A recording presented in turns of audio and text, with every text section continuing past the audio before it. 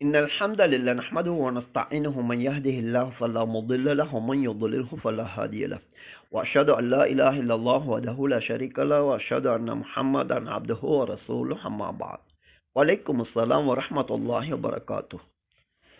கூட்டாக தொழுகின்ற போது இமாம் சப்தமிட்டு ஓதுகின்ற ரகாத்துக்களிலே மாமூம்கள் சூரா ஃபாத்திஹா ஓத தேவை இல்லை என்று குர்ஆன் சுன்னாவை பின்பற்ற வேண்டும் எனும் சிந்தனை கொண்ட இலங்கை ஆலிம் ஒருவர் ஒரு தீர்ப்பை வழங்கியிருக்கின்றார். டிக்டாக் பதிவாக இடப்பட்டுள்ள இந்த பதிவை முன்வைத்து நபியின் காலத்து இஸ்லாத்தை போதிக்கும் எமது வாட்ஸ்அப் குழுமத்திலே இவரது தீர்ப்பு சரியானதா என கேள்வி தொடுக்கப்பட்டுள்ளது. குர்ஆன் சுன்னாவின் சரியான தீர்ப்பை மிகச் சுருக்கமாக பொதுமக்களுக்கு வழங்குகின்ற இந்த குழுமத்தில் இந்த விடயத்தின் மிகச் சரியான தீர்ப்பை முதலிலே கூறிவிடுகின்றோம். நபி அலைஹி ஸலாத்து வஸ்ஸலாம் அவர்கள் ஒரு முறை 2 ரக்காத்துக்களிலுமே சப்தமாக ஓதப்படுகின்ற ஃபஜ்ர் தொழுகையை தொழுவித்தார்கள். பின்னால் உள்ளவர்களும் ஓதியதன் காரணமாக அதிலிருந்து ஏற்பட்ட சப்தம் என்பது நபி அவர்களுக்கு சிரமத்தை கொடுத்தது. தொழுகை முடிந்ததும் நீங்களும் ஓதுகின்றீர்களா என கேட்டார்கள். ஆம் என கூறிய போது வஹியின் மூலம் வழிகாட்டுகின்ற நபி அவர்கள் கூறினார்கள், லா அலைக்கும் அல்லா தஃஅலு இல்லா பிஃபாத்திஹத்தில் கிதாப். நீங்கள் ஓதாமல் இருப்பதால் உங்கள் மீது குற்றம் கிடையாது, சூரா ஃபாத்திஹாவை தவிர என நபி அவர்கள் மிக தெளிவாக கூறினார்கள். முஸ்னத் அஹ்மதிலே காணப்படுகின்ற இந்த அறிவிப்பு சஹீஹ் லிகைரிஹி என்ற நம்பகமான சஹீஹான அறிவிப்பாகும். இந்த ஆலிம் கூறிய தீர்ப்பு அவரால் முடிந்த முயற்சியின் பின்னர் அவர் வெளிப்படுத்தி இருக்கலாம். அல் குர்ஆன் ஓதக் கேட்டால் காது தாழ்த்தி அமைதியாக இருங்கள் என்ற குர்ஆன் வசனத்தை தவறாக புரிந்து கொண்டதன் விளைவாகவும் இது இருக்கின்றது.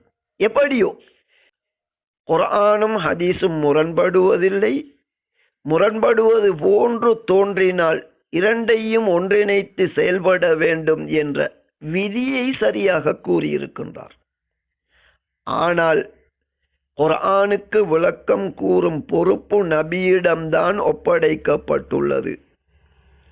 எனவே நபி அவர்கள் இந்த விடயத்தில் எப்படி செயல்பட்டார்கள் என்ற அறிவிப்பு இருக்கின்ற நிலையில் அதற்கு மாற்றமாக தீர்ப்பு வழங்கியிருப்பது மிக பிழையானதாகும்.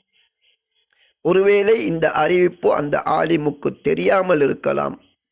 முடியுமானால் இதனை அவருக்கு சேர்ப்பியுங்கள். அவர் எம்மோடு தொடர்பு கொண்டு இது பற்றிய குர்ஆன் சுன்னாவின் சரியான வழிகாட்டலை அவருடன் பகிர்ந்து கொள்வதற்கு நாம் எப்போதும் தயாராக இருக்கின்றோம். எப்படியோ சப்தமிட்டு ஓதப்படுகின்ற தொழுகையில் மாமூம்கள் கட்டாயம் சூரா ஃபாத்திஹா ஓத வேண்டும், அது குர்ஆனுக்கு முரண்பட மாட்டாது என்ற விளக்கத்தை நபி அவர்களே கூறிவிட்டார்கள். இதற்கு சிறிய ஒரு உதாரணத்தையும் தருகின்றோம்.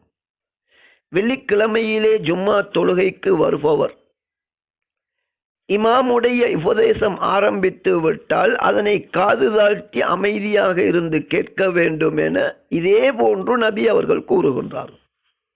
அப்படி கூறிய நபி அவர்கள் சற்று தாமதமாக வருபவர்கள், உபதேசம் ஆரம்பித்ததன் பிறகு அது நடந்து கொண்டிருக்கும் போது வருபவர்கள், தஹிய்யத்துல் மஸ்ஜித் தொழாமல் மஸ்ஜிதிலே அமர முடியாது என்ற சட்டத்தின் அடிப்படையில் அந்த 2 ரக்காத்துக்களை தொழுவதற்கு மட்டும் அனுமதி கொடுத்திருக்கின்றார்கள்.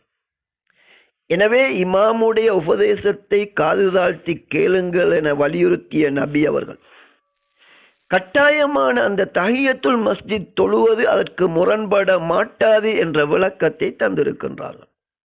இதே போன்றுதான் இமாம் ஓதுகின்ற போது தொழுகையிலே அதனை நாம் காது தாழ்த்தி கேட்க வேண்டும்.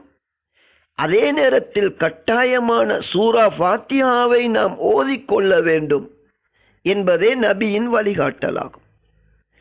இதனை புரிந்து கொள்வதில் தவறிழைத்தோ எப்படியோ இமாம் சப்தமிட்டு ஓதுகின்ற ரக்காத்துக்களிலே மாமூம்கள் சூரா ஃபாத்திஹா ஓத தேவையில்லை என்பது நேரடியான ஹதீஸிற்கு முரணான புரிதலாகும். அவர்களுடைய தவறின் காரணமாக இது நிகழ்ந்திருக்கவும் கூடும்.